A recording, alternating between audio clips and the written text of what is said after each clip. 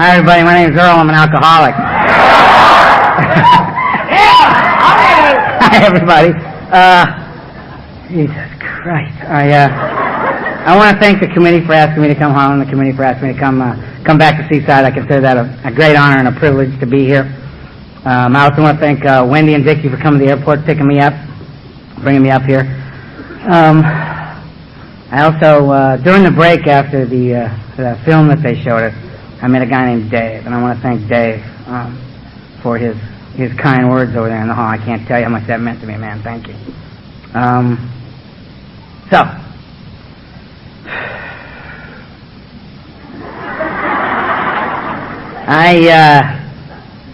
didn't start drinking until I was 12.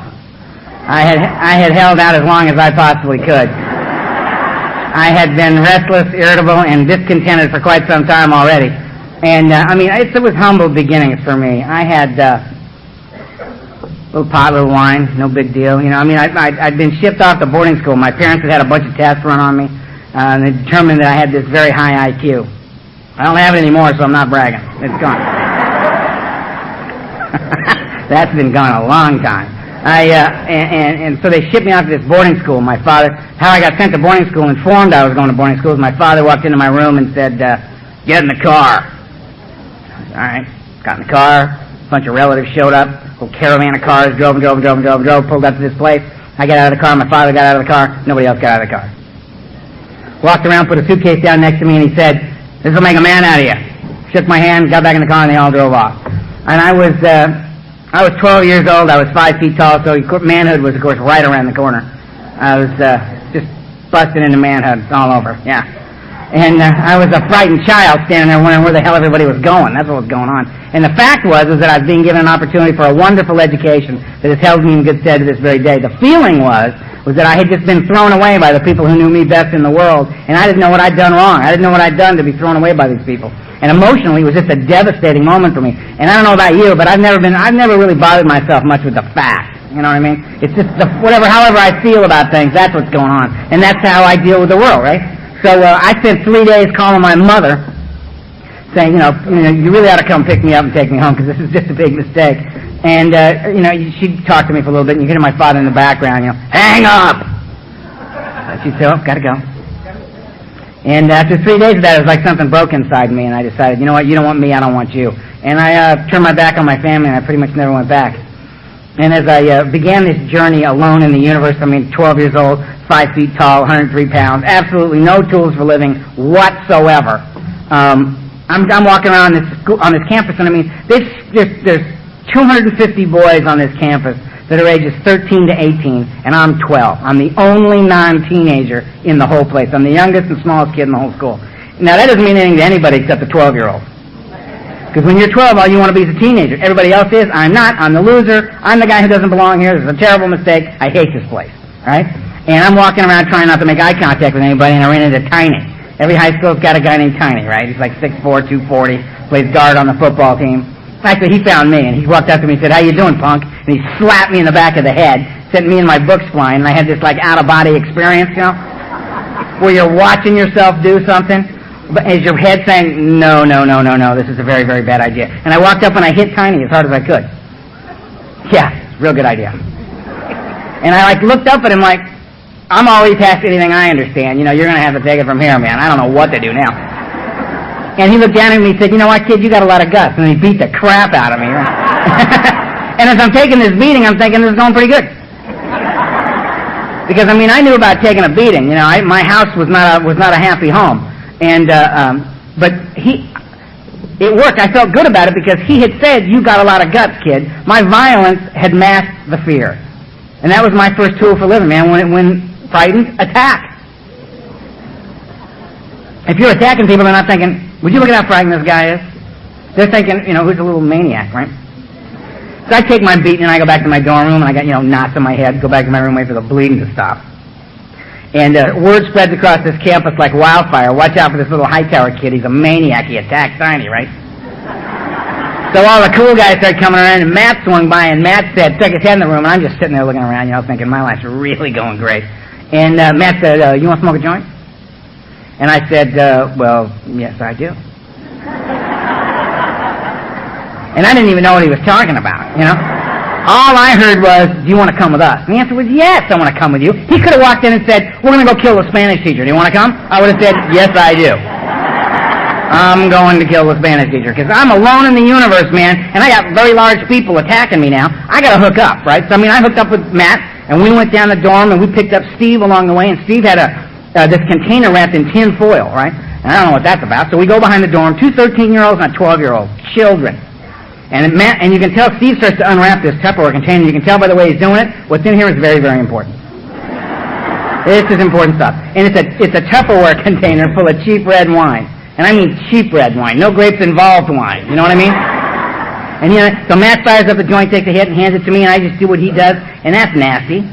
That burned like hell, right here, right? And then I'll try the wine thing, right? The wine comes by, nice pull on the wine, nasty. Over there. I'm not liking this. I'm two total strangers, Steve and Matt. My lungs are burning. My stomach's burning. I got knots on my head. Tiny's out there somewhere. My family's throwing me away. I'm 12 years old. I'm going to be dead by 13, the way this is going, right? It's not good. And all of a sudden, it happened. That thing that makes me bodily different from my fellows occurred. You know, I got this feeling just kind of just wafted up out of my shoes and over my body, man. And all of a sudden, I was comfortable standing where I was standing, doing what I was doing with the people I was doing it with. And I had never felt like that before in my life. I suddenly knew this is going to work out. It's going to work out. And I don't, all of a sudden, it's good. It's just good. I don't have any problems. Everything seems possible. Everything seems doable suddenly. And I don't know, is it the pot? Is it the wine?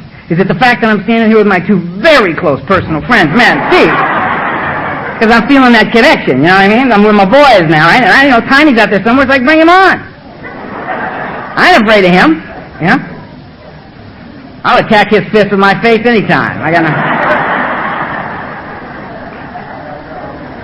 So I go back, and my parents, I'd had the little drug lectures, you know? Oh, man. You go smoke some of that evil weed.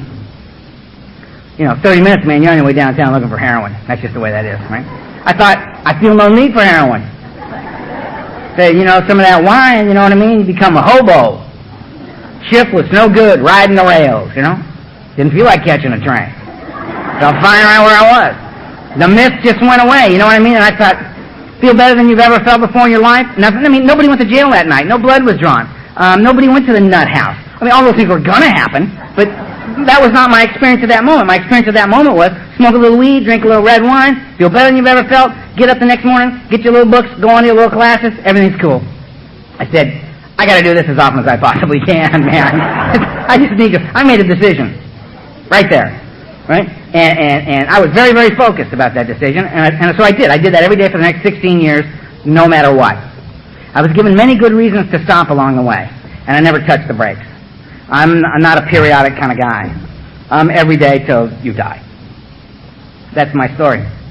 So it's humble beginnings, little pot, little wine. 13 was pills. The only reason I took a pill was a guy, I was at this little gathering, and this guy said, you want a couple of pills? And I said, well, yes, I do. And he gave them to me, and I put them in my mouth, and 20 minutes later, I'm laying on the floor, and I'm very happy down there. You know what I mean? And the guy swings by, and he says, can we get anything else? And the answer was, just, could you tell me what that was? Tuinal. All right, Tuinal. Write that down now. That's asked for that by name. So, it was just Tuinal, Seconal, Placidil, got crazy with all that. 14 was psychedelics. The only reason I took a psychedelic was because a girl, I was on hanging out with this girl, Debbie. Debbie. Debbie was a bad girl. And an older woman. She was 15 and a half. Hey, bro, I had such respect for Debbie, I gotta tell you. She changed my opinion of a lot of things. And she said to me, would you like to drop some acid? And I said, well, yes, I would, Debbie. Again, I have no idea what we're talking about. And she took out a lipstick tube and spun it up, and there was a little tiny pill on the end of it, and I took it, threw it in my mouth, and swallowed it. Debbie said, did you take that whole thing? And I said, well, yes, I did, Debbie. And she said, well, that was 3 hits of white lightning. Right. Guy over here just went, oh. That's not good. Yeah, it was a very interesting couple of days. I came out of a blackout at one point, and we were in the market, a supermarket, with a cart, and she's standing next to me. Apparently we were married. Oh, bad experience in the market. To this day, I have to have to this day, it takes a real commitment for me to go to the market. It just got very weird in there. I mean, there's a lot of decisions that have to be made in the market. You know what I mean? I need a list. I go in with a list, I get my stuff, I leave. If it ain't on the list, too bad. I'm not buying it. I gotta get in, I gotta get out. You ever seen that abandoned shopping cart at the market? I understand that guy, man. It's just, not today. Anyway, I did about 650 acid trips, psilocybin, peyote, all that stuff. Got classified legally insane by the military a few years later. That's another story. 15, started shooting dope. The only reason I did that was I was on a boat in Marina Del Rey, and a girl walked up to me and said, "Would you like me to stick this in your body?" And I said, "Yes, I would." She did, and I just did one of those. You know? And on the way down, all I remember thinking was, "Yeah, that was good." Yeah, I identify as an alcoholic, and I'm talking about drugs, and I got to explain. I'm a child of the '60s, right? Our parents were the alcoholics. We were carving out our own identity. You know, we were not going to drink ourselves to death like our parents. We were going to kill ourselves in a whole new way. So we were very, very, very focused on the drugs. It was all drugs, talking drugs. That's all it was about. But you know what? Any realistic view I have of my life is in retrospect. Having gotten sober, stayed sober for a while, done my inventory work, and looked back, reasonably upon what was really going on. And the fact of the matter is this. The drugs would come, my drug of choice was, what do you got? You know what I mean? I'm not a specialist. If you did one thing into the dirt and crawled in here, God bless you, have a seat, welcome, right? That ain't my story, man. It's all anti-Earl medication as far as I'm concerned. If I can get enough of what you got in my body, it'll kill the fear. And that's the whole point for me anyway. I got to kill the fear. Drug and alcohol use for me is just a fear killer, right? And the drugs would come and go. Look, I prefer down and out, right? Heroin, alcohol, barbiturates. These are a few of my favorite things. You know what I mean? My idea of a good night is sitting around checking my pulse. You know what I mean? That's a good night. And just heart and lungs working. Nothing else going on. I like that. That's a very, very good evening for me. But you know what? If you don't have any things, I'll take a big bag of cocaine. We can't go down? Let's go up. Big bag of cocaine. Right? No problem, man. I'm perfect. Let's sit around all night listening to the air around our heads, you know?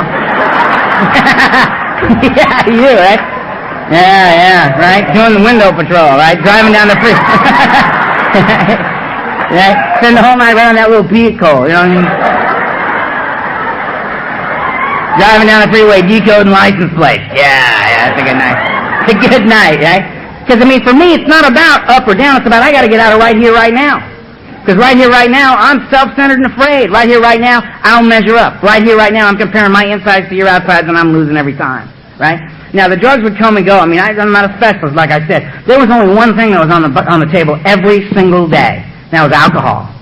There was a bottle of booze on the table for me every day. And I think that there's a very, very simple explanation for that. And that's just my story. This is the way I feel about it. For me, that's the case because drugs are completely unreliable.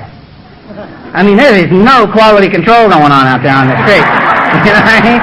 You don't know what you got till you get it in your body. I never had a connection. I never went to Connect and had the connection say to me, you know what we got? It's just not up to your standards, Earl. Come back next Thursday, we'll have something a little better for you. They never said that. Oh, it's good, it's great. You better have to step on this again, man. Be careful with that. It's like a bag of salt, you know?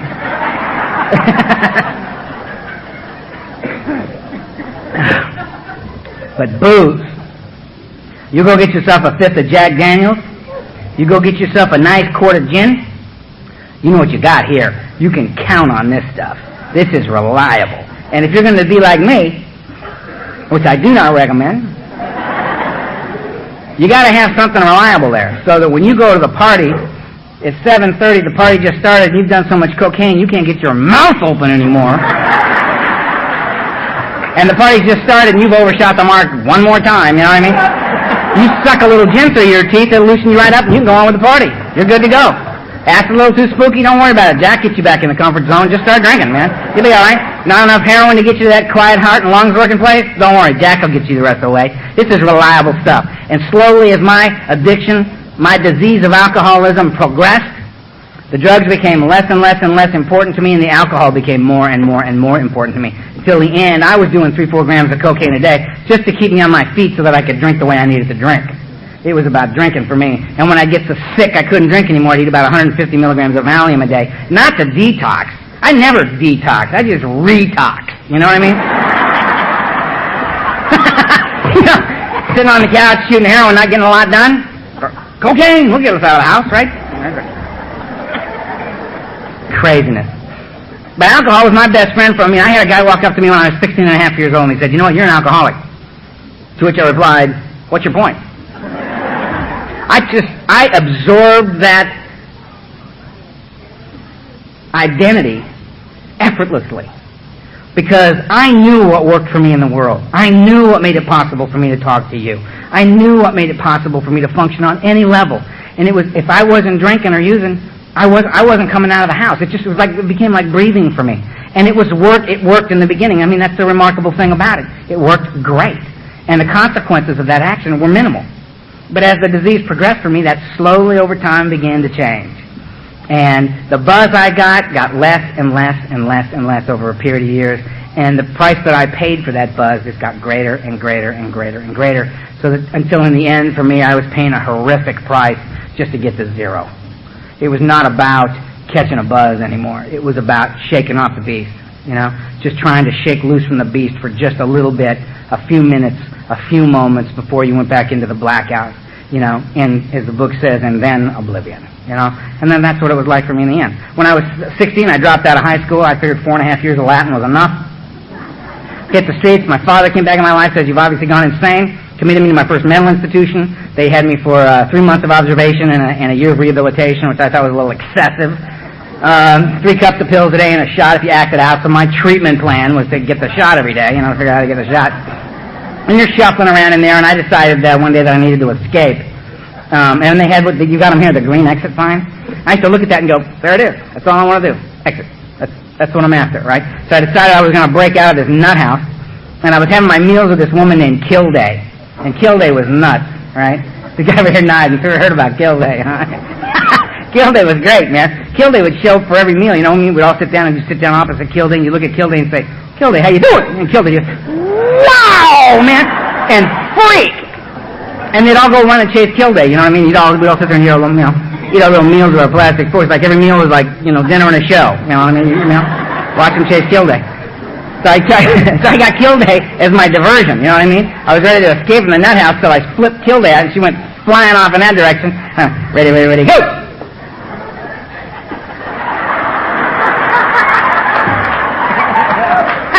And I'm hauling ass, you know what I mean? That's all I got. Shocking moment in the nut house when you realize that those 3 cups of pills are working. Because your head's working fine, and you realize you only got 2 speeds, man. I mean, slow and stop. That's it. But I got the arms working and everything, and I'm going for the door, right? And over the loudspeaker you hear, Ed, when you got a minute, you want to grab Earl? He's making a break for the door. Ed's in there having a sandwich going, yeah, I'll get him. He ain't going nowhere. It's very demoralizing. Back to the room with no doorknob. So I talked my way out of there, spent a little time on the streets. They threw a net over me again, dragged me back in the nut house. And I escaped the first day. Because, I mean, my tools for living at this point, I'm like 16, 17 years old. I'm an alcoholic. I'm a drug addict. I'm a high school dropout. I'm at any moment, hopefully, an escaped mental patient. This is like my resume, you know. So I'm busting out of this place, and whistles are going off, you know, and there's a guy chasing me, and I hit this backyard, and I'm flying across this lawn towards a 12-foot ivy-covered chain-link fence. I can see it like it was yesterday. And I am moving for that fence. They ain't got the Thorazine in me this time, bro, man. I'm on it. And I'm thinking, if I make that fence, I don't have any problems, right? I don't have any problems, because if I make that fence, I'll be loaded in 20 minutes. Los Angeles, my town, right? That's my whole life, right? My life, at this point, there are so many signals in my life. I'm 16 years old, and there are so many signals in my life saying, this is not going well, Earl, right? Everywhere you look, we got serious problems looming, right? Family, you don't want anything to do with them. You're completely disengaged from your family. Education has stopped. Drug addiction, alcoholism, becoming increasingly more severe, taking up more and more and more of your life. Relationships with other human beings, don't have them. Don't have them. Oh, it's never just Earl present anywhere. Because I'm loaded from the minute I come to in the morning till I pass out at night. But I'm young and my body can take it. So So I spent 3 years out on the street doing what you do to stay loaded on a daily basis. 20 years old, I meet this woman at a party. We talked for 20 minutes, so we were in love. And we decided we had to do something with our lives, so I went on an interview to a business college in Northern California. And this guy, I sat down with this guy, and he was a musician. So I was a musician. His favorite color was blue? That's unbelievable. My favorite color, blue. Right? I just lined up with this guy, and an hour and a half later he says I would be a wonderful addition to their campus in the fall. So I go back to my father and I said, look, I got accepted to business college. Don't ask. Just write me a check for a year's tuition and I'll get out of town. And he said, beautiful. Wrote me a check. Me and this woman piled all our belongings and 8 pounds of hash in the back of this truck and drove to Northern California. She got a straight job. I went to the school, said, here's year's tuition, transcripts are in the mail. They said, no problem. I get down to the local high school to get my high school equivalency done. So I'm going to college during the day and going to high school at night. She gets a straight job. I become a drug dealer. Right? I mean, I have absolutely no problems becoming a drug dealer because I have no ethics. I have no morals. I have no sense of family. I have no sense of community. I've been pretty much just figuring it out for myself since I was 12 years old. There's nothing in the way of me just becoming a criminal. So, I mean, I'm in business school. You know, I'm studying marketing and production and distribution. I'm applying it to my business. Business is booming. I got great clients all over the Bay Area, you know. I mean, when I flew up here today, again, and I apologize for coming to the conference late. Normally I'm here from Friday till Sunday for the whole conference, but work didn't permit me to come until today, so I apologize for that. But I got here today, and on the way, you know, the plane stopped in San Francisco, and as we were landing in San Francisco, I just got this creepy feeling, man. I was like, oh, God, bad things. Just bad things. Anyway, 20 years old, 21, I get diagnosed to have malignant cancer. Great. Makes perfect sense in my life. Fly back to L.A. They do major surgery on my upper back. They prepare my family for me to die. They tell me I'm probably going to die. And I remember thinking, it didn't even faze me. I look back on it, it's amazing, but it didn't even faze me. I remember looking at them thinking, you know what, you don't even know who you're talking to. The way I'm using these days, that comes up like twice a week anyway. You know what I mean? People are looking at me going, dude, you're going to die. You keep this up. It's like, yeah, right. I'm fine. I'm like, every other day I'm the color of those balloons, I'm just blue. Started overdosing a bit, and came back to did that whole thing, beat the cancer deal. I'm a long-term cancer survivor. I'm convinced, Thanks a lot, but I have absolutely no idea what I had to do with it, you know what I mean? The only thing I can think of is that I wouldn't do I got sick of the radioactive, nuclear medicine program they had me in, and I just went home and got loaded the way we get loaded, you know what I mean? I believe that my body became so toxic that cancer could not live in my body. That's what I did, And I went back up to school, and then the next year, at this point I'm like a junior in college. I got an early acceptance to go to USC Law School. I'm editor-in-chief of the college newspaper. I got a booming drug business. I'm making tons of money. I'm writing, inflammatory political articles in this paper. They're threatening to kick me out every Friday when the paper comes out. I'm just nuts. I'm nuts. And my mother calls me up and says, crying, and says, look, we haven't been anywhere as a family in 10 years. We'll go anywhere you want to go. Let's just go as a family. And I said, fine. And I flew back to L.A., and on my 22nd birthday, we took off the flight to Guadalajara, and on the way there, the plane crashed, and my mother, my father, my little sister all died in the crash, and I didn't. And I woke up on this mountain in Mexico, and my mother was laying right over there, my little sister Kimberly was right over there, and my father was laying right over there. And I had my skull was fractured, and my back was broken in 3 places, and my arm was crushed, leg crushed, I was paralyzed from the waist down. I had a lot of internal injuries, and I was awake. And I couldn't get to any of them to help them. I wanted to help my little sister so bad. Because Kimberly was, I never talk about this, but I don't know why this is up for me tonight. It's just, I'm in a safe place. I'm with you. My little sister Kimberly was 15 months younger than me, and she was mine. She was not my parents, she was mine. When she got to be, and wanted to know about boys, she came to me. When she had problems with her friends or a problem at school, she came to me, and I dealt with it. When she wanted to know where to go to, she came to me with her life, and I was her big brother, and I was proud to be her big brother, and she loved me unconditionally. She's the reason I even know what that is. That I have any kind of a marker at all in my life to say, that's what that feels like, and that's what I want to be able to get back to. Not just getting it, but giving it. And I couldn't get to her, and she bled to death. And I felt like she was my responsibility, and I let her down. And then I had a little conversation with God, and I said, you know what, any God that would take a kind, gentle, loving little creature like her and leave a lying, cheating, thieving, dope fiend, alcoholic like me on the planet, I have no use for a God of this type. And I renounced God. And then some guys came up and they scavenged the plane wreck, and they came by and took my wallet, and took the money out of my wallet, and threw it back in my chest, and moved on through the wreck, and got what they could get, and went back down the mountain and left me up there to die. So I had no more use for you either, man. I was out of the game. I had no love of man. I had no love of God. I was just completely alone in the world. My family was laying there dead, and I was angry. And I started hitting myself in the side. Only thing I could move with my right arm, and I started hitting myself in the side because it hurt so bad. The pain would yank me up out of the shock because I knew I was shocking out. And I knew I'd die if I didn't. And finally some guys came up and they put me in the back of a truck with my mother, and they tagged her dead, and they tagged me dead, and they took us to a Mexican aid station, and they sat around smoking cigarettes waiting for me to die, and I didn't die, and they finally took me to the hospital Fatima in Los Mochis, Mexico. They kept me there, and then the federales found out who I was, so the federales showed up, and they interrogated me through an interpreter for 3.5 days, wanting to know what I was doing back in Mexico, which again is another story we don't need to get into here. And I finally called a buddy of mine up in Northern California who called the family in Mexico City, who flew in the plane, paid a few people, they plastered me from the neck down and smuggled me out of Mexico. I spent a lot of time in a hospital in Santa Monica, California. And I came out of that hospital with a brace on. They told me I might be paralyzed from the waist down, might have a withered left hand, and be blind in my left eye. None of that was true, and I worked real hard, and I got out of that hospital. I was strung out on Demerol, and I was crazy. I mean, I didn't know that I was ashamed to be alive. I didn't know that I felt I had no right to be breathing in and out. That I had what they call survivor's guilt, post-traumatic stress, all this other stuff, right? That these labels that they put on what's wrong with you. And I don't discount the truth. I mean, all those things are certainly true of me.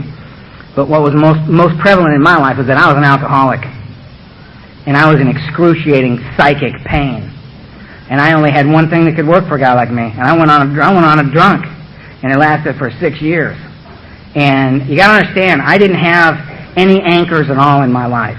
I didn't have a family that I had to keep it together for, a job I had to keep it together for, a career that I had to keep it together for, kids or friends or family. I mean, I had no anchors. I was just loose out there, out of my mind, with pictures in my head of these people dying that I knew I couldn't live with. And I just couldn't get drunk enough.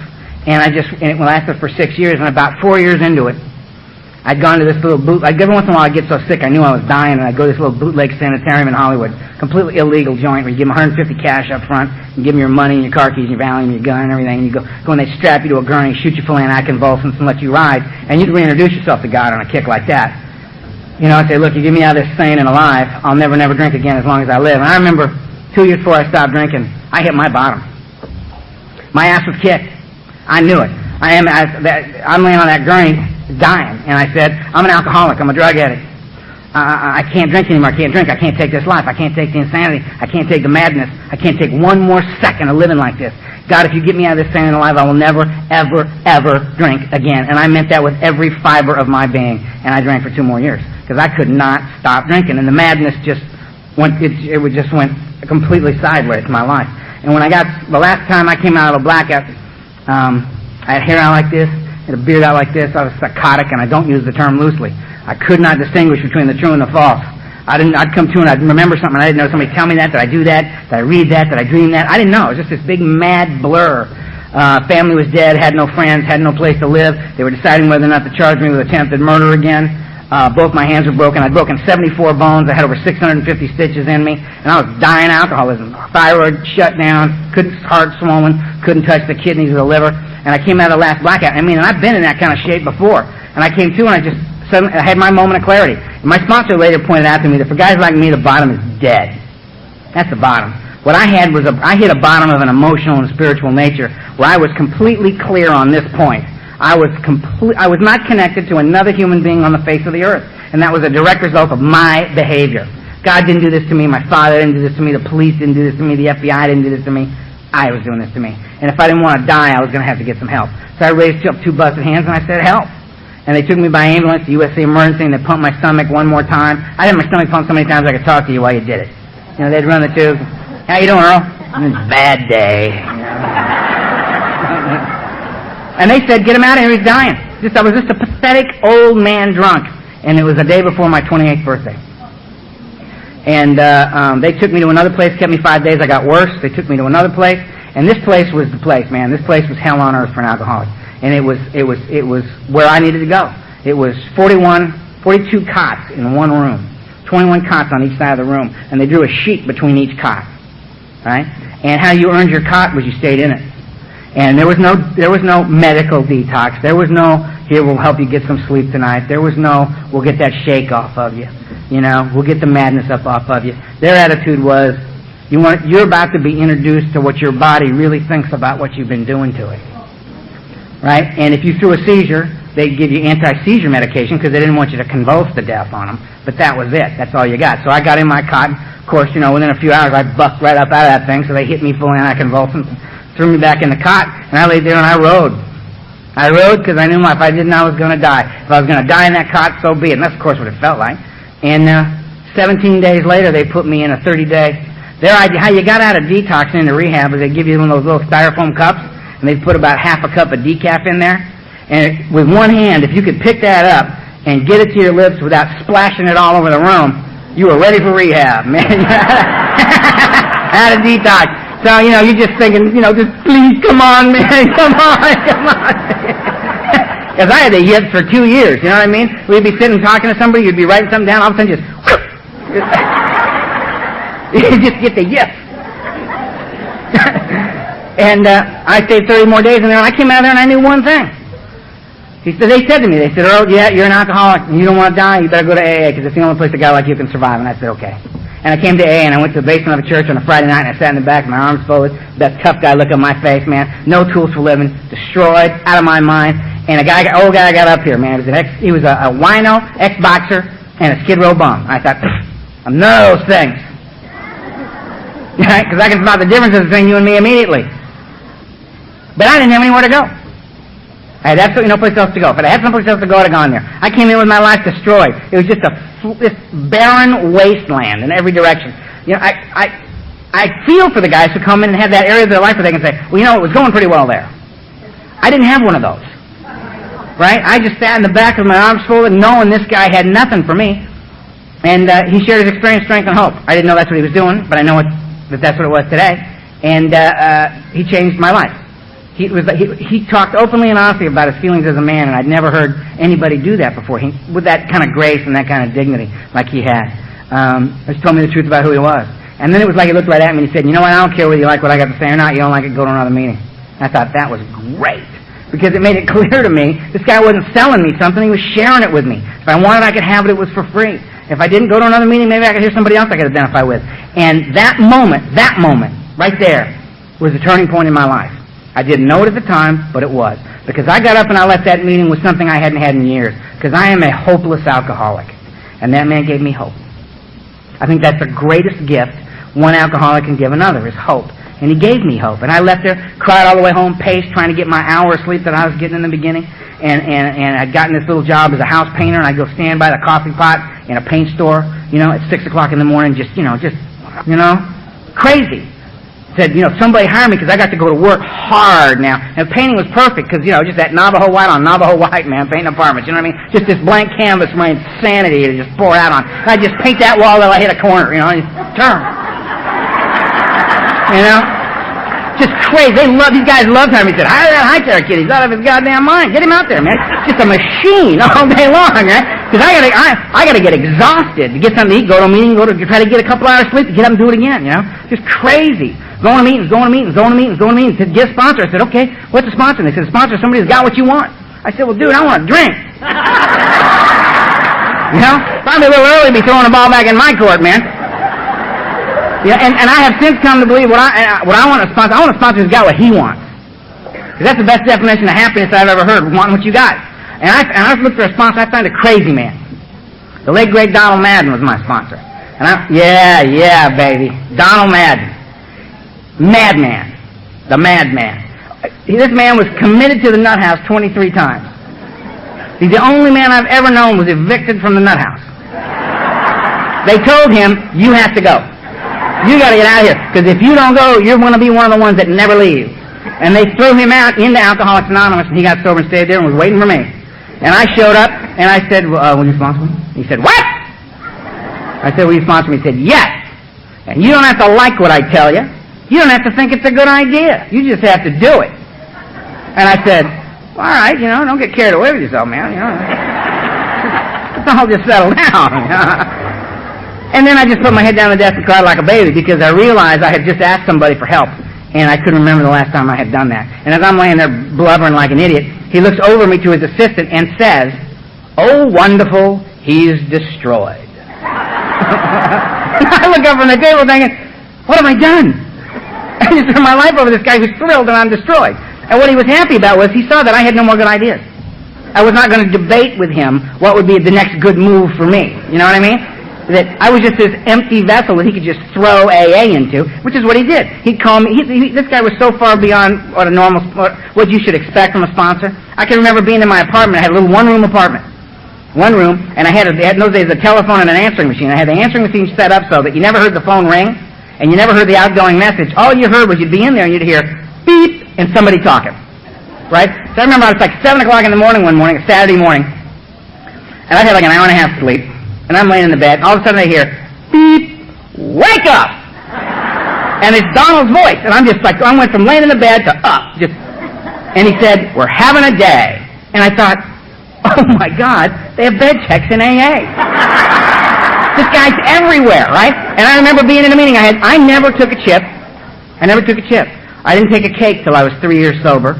I didn't say a word in Alcoholics Anonymous till I was 2.5. I'm not one of the guys that was raising his hand saying, hey, I got a lot to say, let's hear from me. I never wanted to do this, to be up here. This was one of the greatest fears of my life.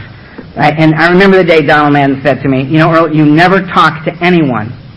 You're going to end up sponsoring a lot of people and speaking in AA. And I looked at him like, you're high, man. That's just not me. I'm the guy in the back who does the cleanup, who sweeps up after everybody's gone, who takes out the trash, or will come early and make the coffee and get everything ready and then disappear and then come back when, that's me. I don't do that. I remember the day, it was a Saturday night, Ohio Street. I was standing in the back and I was done. I'd hit the wall.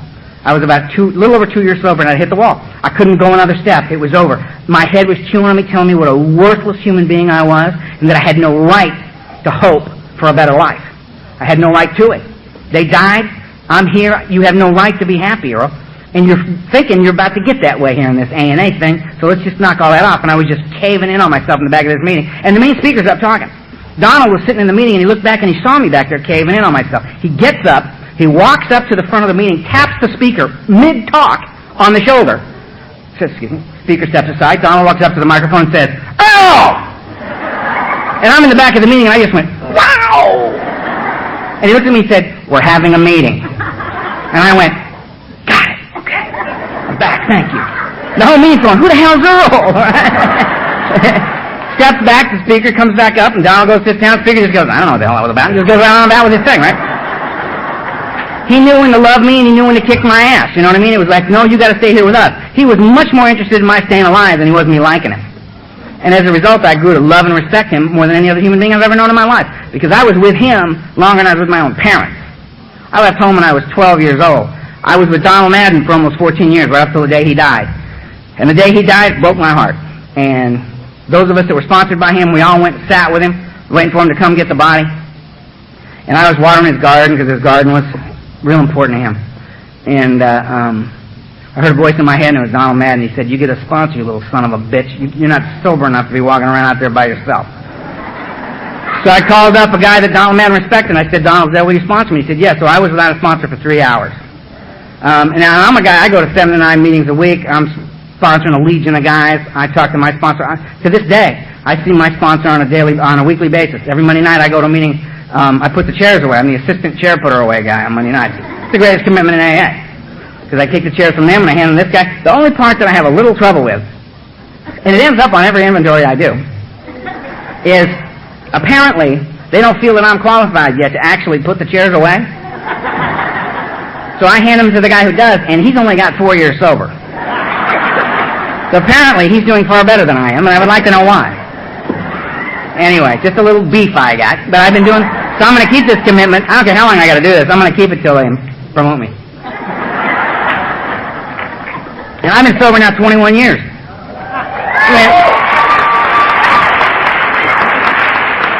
Trust me, you're clapping for yourself, because I guarantee you that my having 21 years of sobriety has absolutely nothing to do with any of the thinking I brought here. None. It has to do with being an active member of Alcoholics Anonymous. I found a way to live here. This goes so far past not drinking and using, I can't even tell you. I can't even tell you. So far past not drinking and using, I can't tell you. I lost the buzz out there. I became about the buzz, and I lost the buzz. Slowly but surely out there, the price I paid to get high got greater and greater and greater, until in the end it was horrific what was happening to me. And I wasn't getting high at all. I was catching no buzz at all. I came in here, and it was nasty.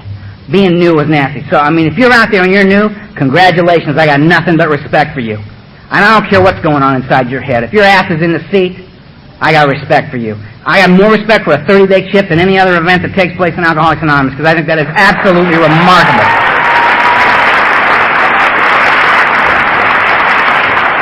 You know what? And I'm not trying to be politically correct. I'm telling you the truth, man. If you're new, understand me. I'm not blowing smoke up your ass. I really believe that. I believe it's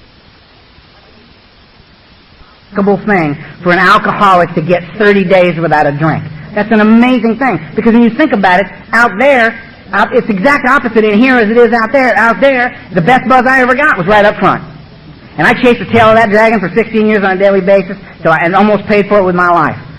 In here, you come in here and you work your ass off to get that 30-day chip, man. That's hard, because you got no tools for living. You didn't, check the steps out on the wall and go, okay, I got that, now what do you want to do? You know what I mean? There's worlds within worlds there. You can't just brush up against that stuff and get it. It takes time. That's the bad news in here. The bad news, it takes time. Right? The good news is it works. You know? And you got to show up and you got to do it. You got to keep going. You got to keep going. You got to keep bumping up against the madness. You got to keep listening to that whispering, because when I came in, man, yeah, I had kicked. But that was a small aspect of my disease. The mental obsession was in full effect for me. I had a head raging full of alcoholism when I got here, and the beast was whispering in my ear all day, every day. All day, every day. I've been reading that book, and I'm trying to figure out what's going on. The book saying, the day will come when you'll have no human defense against first drink, and I'm thinking, well, I'm screwed then, man. Because I thought, I'm going to be sweeping up Ohio Street. Right in the middle of a commitment. Sponsor standing right over there. All of a sudden, my head's going to explode. It's just going to go, drink! I'm going to drop the mop and go racing over to the liquor store, have the bottle of gin, be back behind the liquor store. You know that feeling of the stucco in your back, because you're kneeling down? Because you ain't got time to get home. Get a glass and all that sort of stuff, you know what I mean? It's like now. And I'm going to raise that bottle up and think to myself, I wonder where we're going now. That's what's going to happen to me. But it's not like that. The book says it's cunning, baffling, and powerful. And they ain't lying, man. Those are the perfect words for the beast. Because it whispers in my ear. I'll be sweeping up in Ohio Street, and the beast whispers up and say, how you doing, Earl? How you doing, man? You're having a bad day, aren't you? I can feel it. You're having a bad day. You're very, very stressed. Very stressed. And we all know stress is very, very unhealthy, Earl. And I don't know what it is. It's like you got a bullseye on your back, and people hitting that bullseye all day long. It's treating you terrible. I don't know why. Because you're a hell of a guy. You're a hell of a guy. And I'm here for you, and I love you. You know I love you. I've always been here for you, and I'm never going to leave you. You know that, don't you, Earl? You know I love you. I'll be here for you. And here's what I think we need to do. All right? This is what we need to do. Here's what we're going to do. We're going to go out. We're just going to have a couple of drinks. No. Hey, don't overreact to what I'm saying here, Earl. We're just going to go have a couple of drinks. You heard me say it, didn't you? 2. I didn't say 3. I didn't say 4. Not going to happen like that. It's only going to be 2. We're going to have 2 drinks. We're going to unwind that spring inside you, man. Get that stress off you. I'm here for you. We're going to work our way through this. All right? And let's just keep this between you and me. Let's just keep this between you and me. And we'll slide on back into these meetings, no harm, no foul. Okay, brother? I'm here for you. I love you. And I'm slipping up behind you going, yeah. That's very reasonable. Now, I got 16 years on a daily basis says, that is not what's going to happen.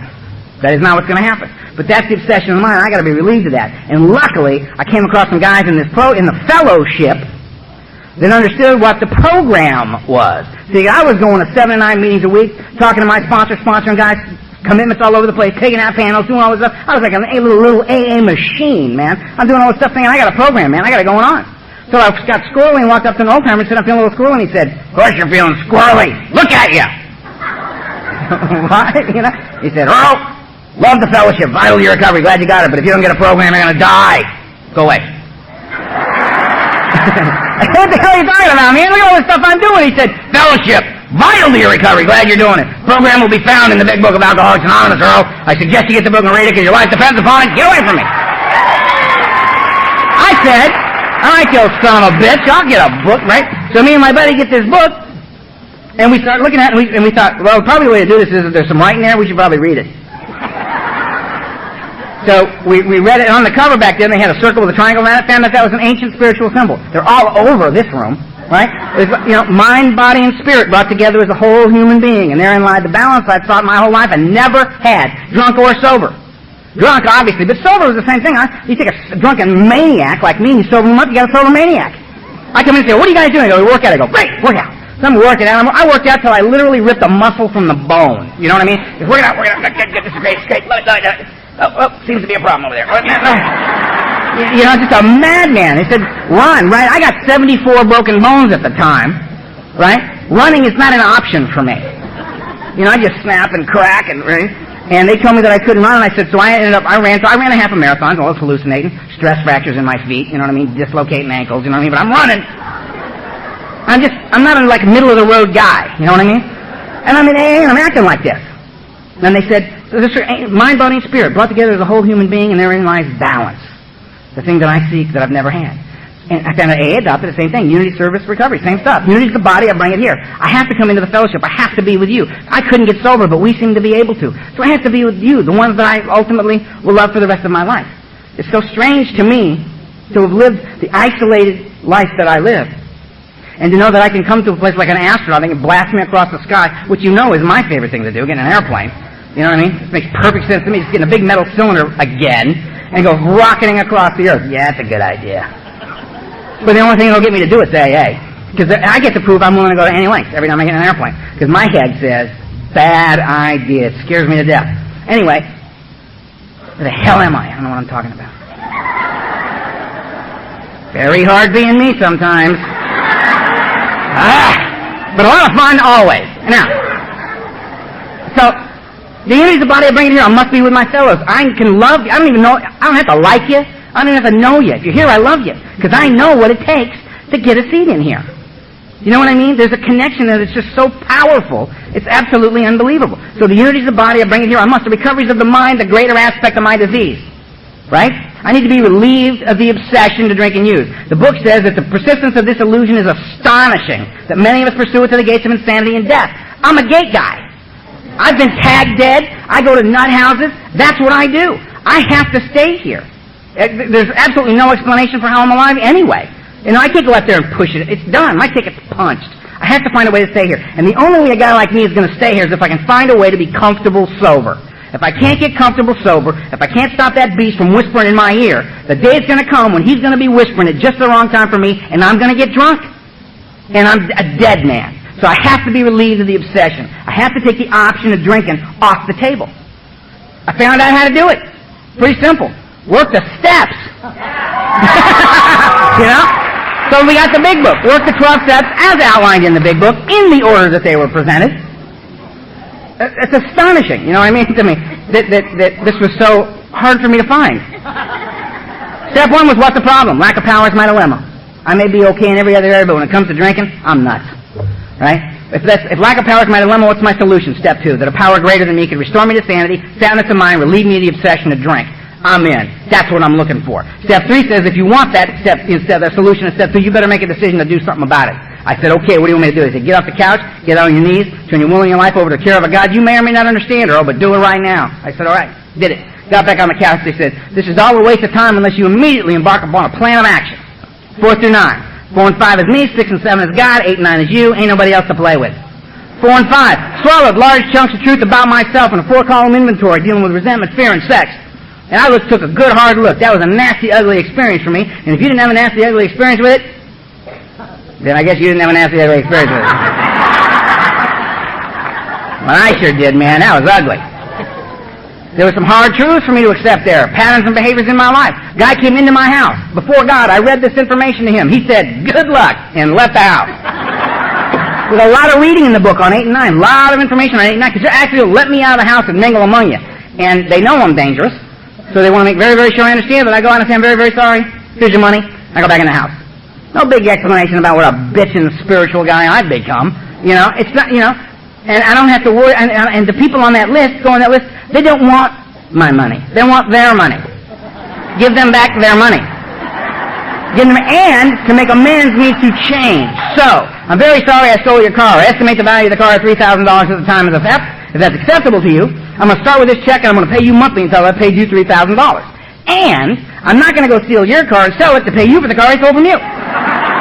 I'm not stealing cars anymore. I got to change here. That's what this is about for me. I got to make the change. Who's responsible for it's me. Making change is tough sometimes, man. Sometimes it just comes down to pulling the trigger. You got to just make the move, man. Just make the move and do it. And that's when you find that that's when the experience of taking that action delivers the magic. Taking that action is what will get you the magic, right? And I started to find that out. And I started picking up steam. And what I found out was, you know what? Doing these steps, I'm catching a buzz. The buzz ain't gone. There's a buzz to be had here. The minute I found out I could be stone cold sober and catching a buzz, look out. I gotta catch, there's a buzz here? How come nobody told me that? I'm about the buzz. Give me the buzz. So we went at it, man. 10, 11, and 12, keep me in the game. 10 me, 11 God, 12 you. Same groupings, right? Same bunch, right? I continue to take personal inventory because I just scratched the surface on that first pass, man. I got to get into this. There's worlds within worlds here. I want to go deep because the buzz is deep. I'm going deep. 11, I seek God. Great. Give me the infinite. There's got to be a buzz there, man. Do it. How do I connect to this God? Through prayer and meditation. What do I pray for? The simpler you keep it, the purer the buzz. So I pray for knowledge of His will for me and the power to carry that out. That's it. That's it.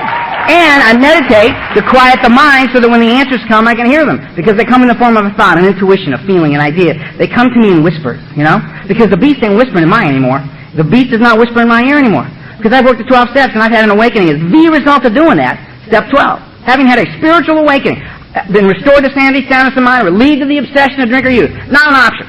I look at what's going on in my life. I look at the options I have that are available. I look at that list. Drinking and using ain't there. It ain't there. Because God took that from me. And now I can practice these principles and carry the message. How can I help? Me, God, and you. Me, God, and you. And I can do all three sides of that every single day if I structure my life to make that possible. And the only way I know to structure my life like that is to do what AA suggests that I do. Because it's designed specifically for me. That means I have the honor of doing things like this. I have the honor of running into Mickey B at a conference and just lighting me up, man, because I see her. Because this woman doesn't play. This is serious business for her. She's about the buzz, you know? And those are the ones I like. The ones that are going, you know what, if I'm going to be here, this ain't about, yeah, I'm staying sober, yeah. Put the plug in the jug.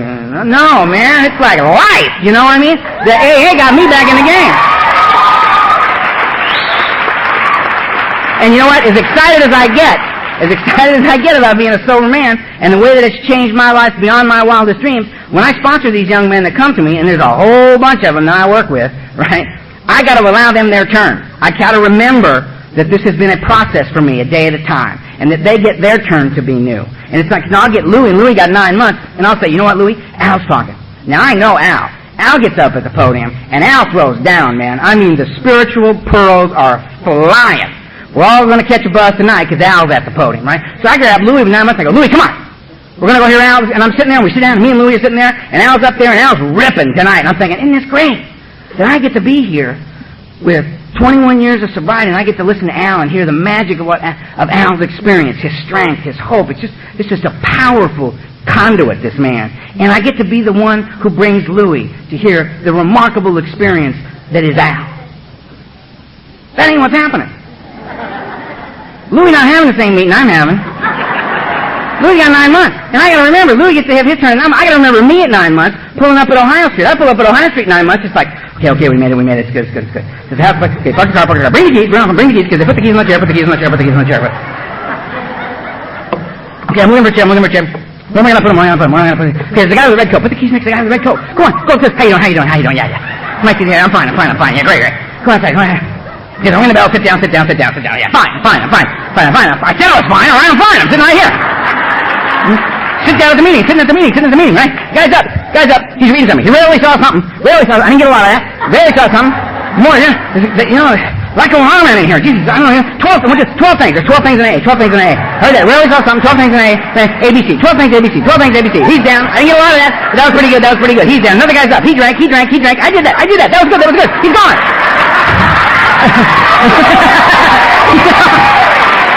He's gone. I didn't get a lot of that either. Very short, but I want to talk to that guy. Remember where that guy is. I want to talk to that guy. Keep an eye on that guy. Okay, they're passing on a basket. What the hell are they passing on a basket for? Don't take the money. Okay,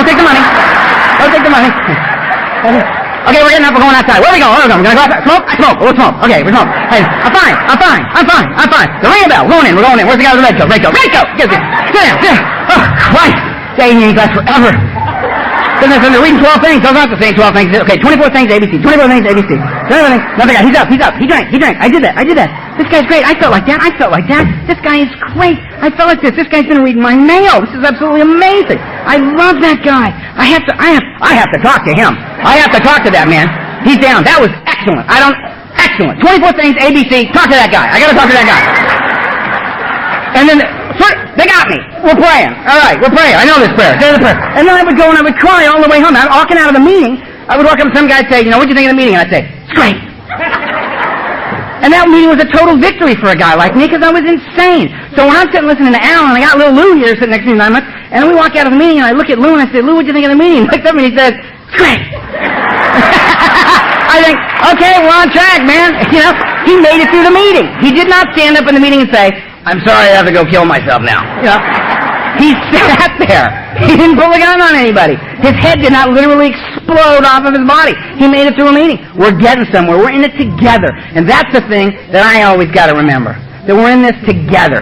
Wherever you are on your path is what you're doing. Wherever I'm on my path is what I'm doing. And what we do is we come here and we don't tell each other what to do. We share our experience, our strength, and our hope with each other. And we do it in different ways. And one guy gets a buzz from that guy, and this woman gets a buzz from that woman. And we all rise up out of a seemingly hopeless state of mind and body. Because look, I don't know many people up here, but I'm in Seaside, Oregon, and I got a room full of dead people sitting up looking at me pretending they're paying attention. You know what I mean?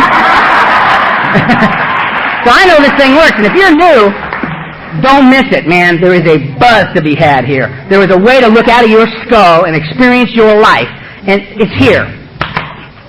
It's right in there, man. Just get between those. Because remember I told you before, for me, it was about, I had to get out of right here, right now. I go up, I go down, I don't care, but I got to get out of right now, because right here, right now is too frightening. Alcoholics Anonymous gave me back right here, right now.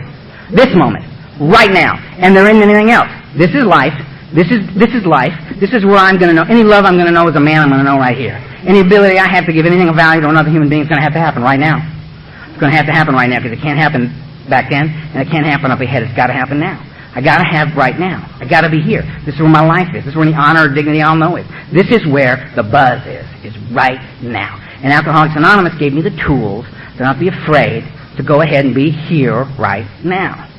That's a gift beyond anything I ever could have imagined. So this isn't for me about just not drinking.